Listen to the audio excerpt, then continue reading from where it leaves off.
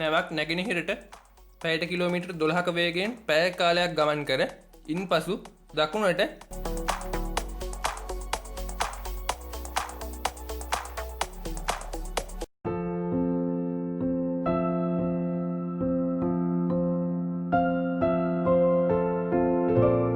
නැවක් නැගෙනහිරට පැයට kilometre 12ක වේගයෙන් පැය කාලයක් ගමන් කර ඉන්පසු දකුණට පැයට කිලෝමීටර් 5ක වේගයෙන් පැයක් ගමන් කරයි.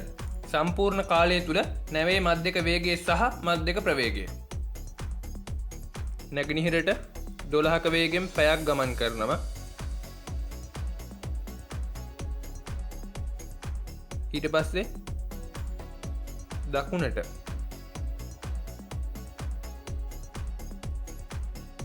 පහකින් පැයක්.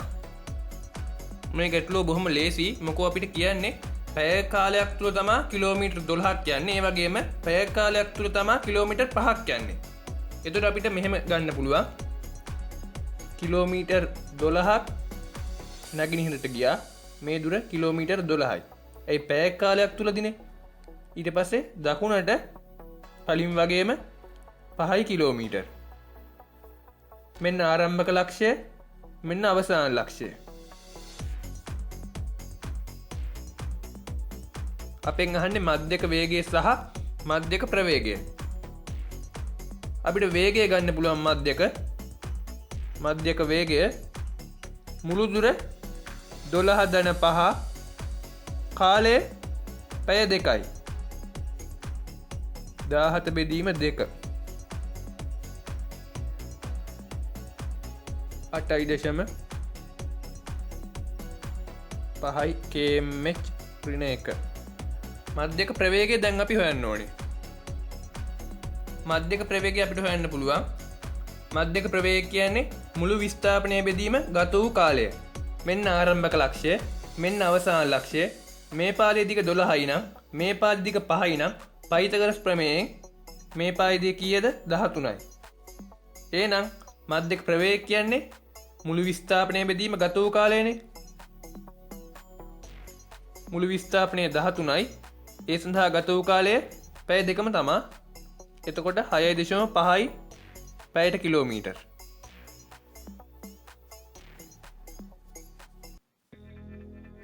අටයි ms ඍණ 1 ප්‍රවේගයෙන් ගමන් ගන්නා දුම්රියක් 1 ms ඍණ 2 ත්වරණයකින් යුතුව ගමන් කොට අවසානයේදී 12 ms ඍණ 1 ප්‍රවේගයක් ලබා ගනී. ත්වරණයෙන් යුතුව දුම්රිය ගමන් කළ කාලයද මුළු විස්ථාපනයද සොයන්න. මේ ගැටලුව තමයි චලිත සමීකරණ වලින් අපි හදන මුල්ම ගැටලුව. අපි දත්ත ටික ලියා ගමු. ආරම්භක ප්‍රවේගය 8යි. ත්වරණය ප්‍රවේගය නිරූපණය කරන්න එක e හිසකින්, ත්වරණය e හිස් 2කින් නිරූපණය කරන්න. අවසාන ප්‍රවේගය 12යි.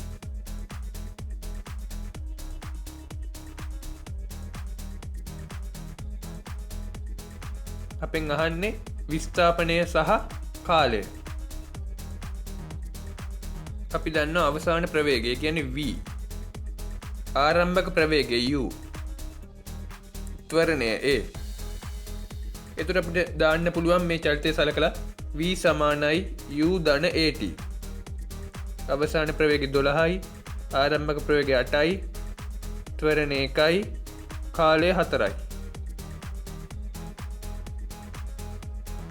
දැන් අපිට ඕනේ විස්ථාපනය. අපි දාමු v වර්ග සමානයි u වර්ග ධන 2යි as. අවසාන ප්‍රවේගය 12 වර්ගය. ආරම්භක ප්‍රවේගය 8 වර්ගය. 2යි ත්වරණය 1යි s. මේක සුළු කරපුවම අපිට හම්බ වෙනවා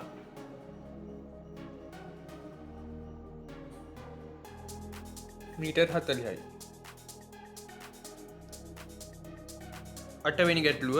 රියදුරකට තප්පර 0.5ක ප්‍රතික්‍රියා කාලයක්ද ඔහුගේ රථයට 5 ms ඍණ 2ක උපරිම මන්දනයක්ද ඇත. 10 ms ඍණ 1 ප්‍රවේග සිට රථය නිශ්චල වීම සඳහා චලනය විය යුතු අවම දුර. මේ ගැටලුවේ තියෙන ප්‍රතික්‍රියා කාලය කියලා වචනයක්.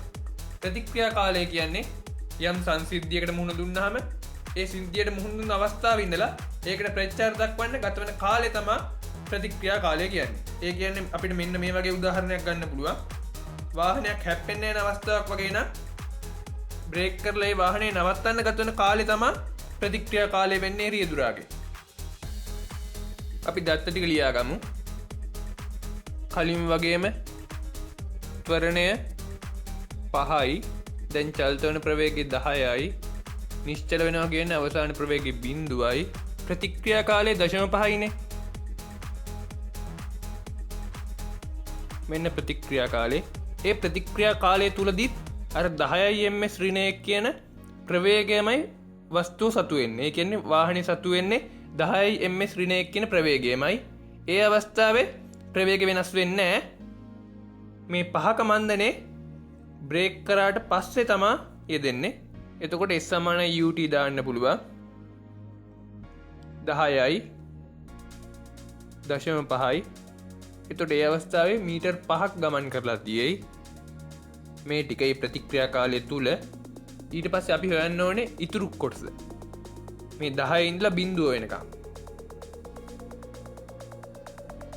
v වර්ග සමානයි u වර්ග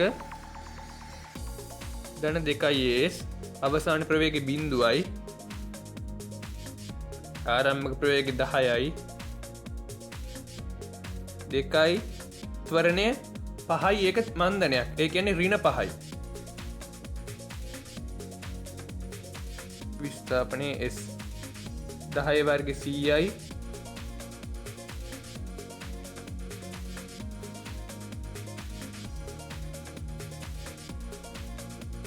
s 10යි මීටර්.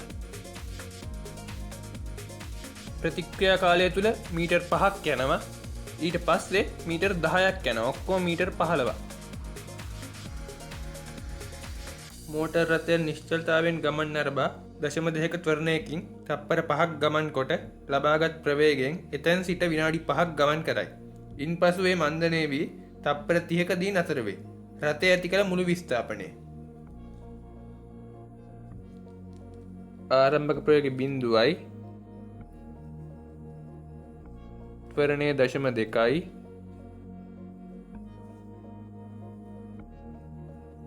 තප්පර 5ක් කාලයක් චලිත වෙනවා කියනවා. ඒ ලබාගත් ප්‍රවේගයේ v1 කියලා අපි ගමු. එතන ඉඳලා විනාඩි 5ක් ආපහු ගමන් කරනවා. විනාඩි 5ක් කියන්නේ එක විනාඩියක් කියන්නේ තප්පර 60න්නේ.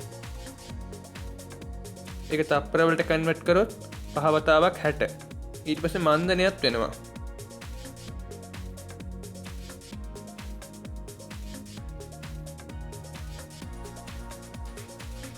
මන්දනය වෙන කාලය තප්පර 30යි. අවසාන ප්‍රවේගය 0යි. අපි මේ චලිතයේ කොටස් 3කට අධ්‍යයනය කරමු. A B C D. මේ පළවෙනි කොටස, මේ දෙවෙනි කොටස, මේ තුන්වෙනි කොටස. පළවෙනි කොටසට v = u ධන 80 යොදමු.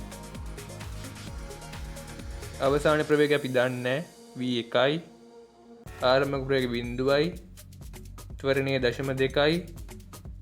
කාලය තප්පර 5යි. ඒ ප්‍රවේගය 1 ms ඍණ 1යි.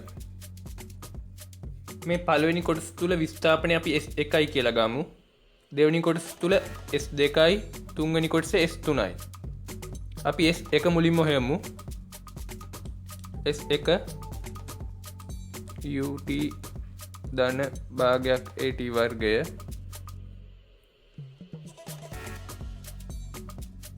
ආරම්භක ප්‍රවේගය 0යි.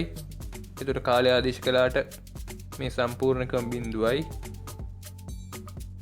ත්වරණය 0.2යි. කාලය 5 වර්ගය. 5 වර්ගය 25යි. ඒ කියන්නේ 2.5 මීටර්. අපි S1 හොයාගත්තා 2.5 මීටර්. V1 1 ms ඍණ 1. මේ අවස්ථාවේ ඒකාකාර ප්‍රවේගයෙන් චලිත වෙන්නේ.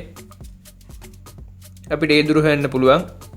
S2 S = ut ධන භාගයක් at වර්ගය ආරම්භක ප්‍රයෝග 1යි. ආරම්භක ප්‍රයෝග 1යි. කාලය 5 වතාවක් 60 ධන ත්වරණය බිඳුවයි 5 වතාවක් 60 ඒකේ වර්ගය මේ ඔක්කොම බිඳුවයි මීටර් 300යි. v1 1යි s1 2.5යි s2 300යි. දැන් s3 අපි හොයාගන්න ඕනේ. මං අවසාන කොටස විතරක් ඇඳගත්තා. s3 අපිට හොයන්න ඕනින්ද අපි ඒ අවස්ථාවට දාමු s සමානයි u ධන v බෙදීම 2 වාරයක් t. ආරම්භක ප්‍රයෝග 1යි අවසාන ප්‍රයෝග බිඳුවයි.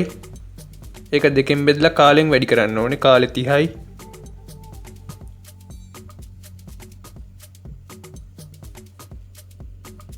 මීටර් 15යි. එතකොට ඔක්කොම වෙනවා මේක S3 නේ. මුළු විස්ථාපනය S1 ධන S2 ධන S3 ඒ කියන්නේ 2.5 ධන 300 ධන 15.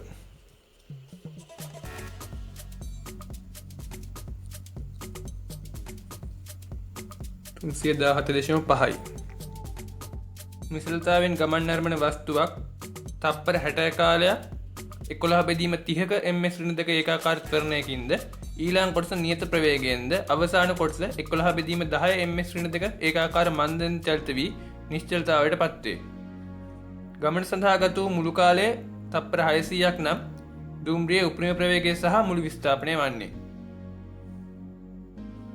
මේකේ චලිත කොටස් 3ක් තියෙයි. අපි ඒක සටහන් කරගමු.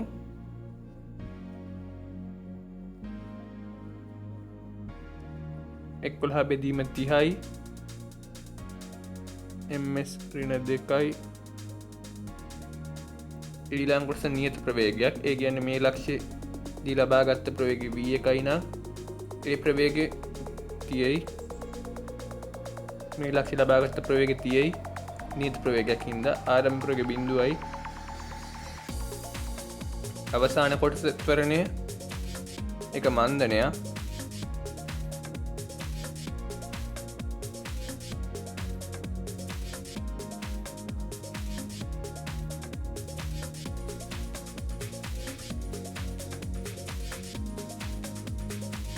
අවසාන ප්‍රවේග බිඳුවයි. ගමනට ගත වෙච්ච මුළු කාලේ 600යිලු. තප්පර මේ ටික 60යිනේ.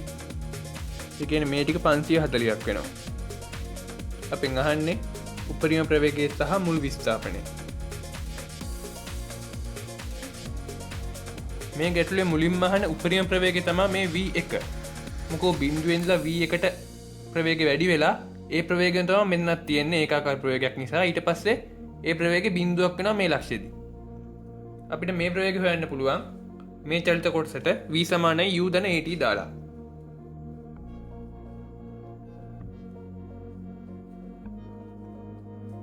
අවසාන ප්‍රවේගය දන්නේ නැහැ. ආරම්භ ප්‍රවේග බිඳුවයි ත්වරණය 11 බෙදීම 30යි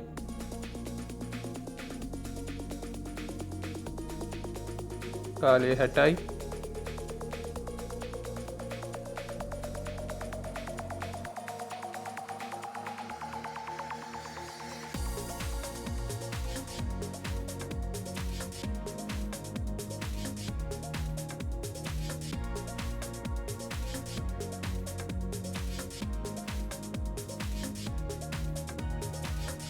අපි මේ විස්ථාපනය ගමු S1යි කියලා. මේක S2යි කලින් වගේම මේක S3යි. මේ සම්පූර්ණ කාලය තමයි අපිට කිව්වේ 600යි කියලා. මේ ටික 60යි මේ ටික 540යි ඔක්කොම 600යි.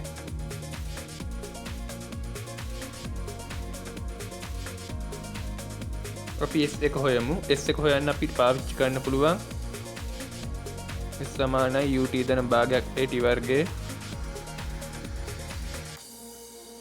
ආරම්භ කරග බිඳුවයි කාලය 60යි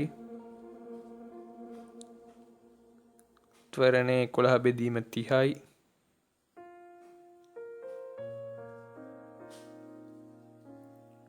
ආපහු කාලය 60යි ඒකේ වර්ගය. V1 22යි. අපි CD කොටසට ඒ කියන්නේ මේ අන්තිම කොටසට V සමානයි U ධන AT යොදමු.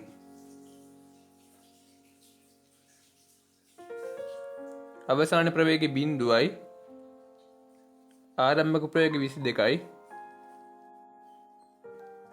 ත්වරණය 11 බෙදීම 10යි. කාලය තප්පර 20යි.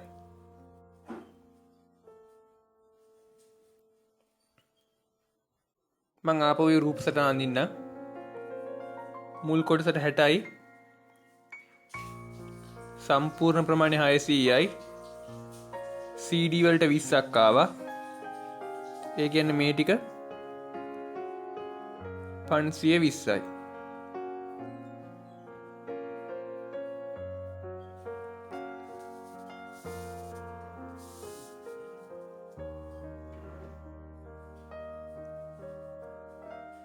V වර්ග සමානයි U වර්ග ධන 2s යොදමු. අවසාන ප්‍රවේගය බිඳුවයි. ආරම්භක ප්‍රවේගය 22යි.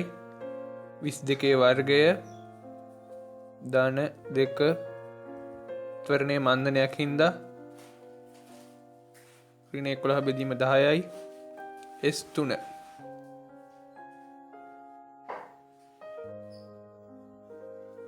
මේක සුළු කරපුවාම S3ට එන්නේ 220 මීටර්.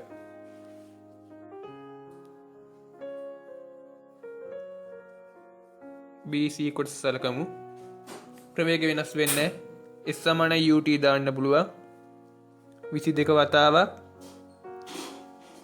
අන්තිම කොටස කීයද? 20යි. මුලින්ම 60යි. සම්පූර්ණ ප්‍රමාණය 600යි. මේ ටික 520යි. 22 වතාවක් 520 11440යි මීටර්. මේක තමයි S2. S1 ආව 660ක්. S2 11440යි. S3 220යි.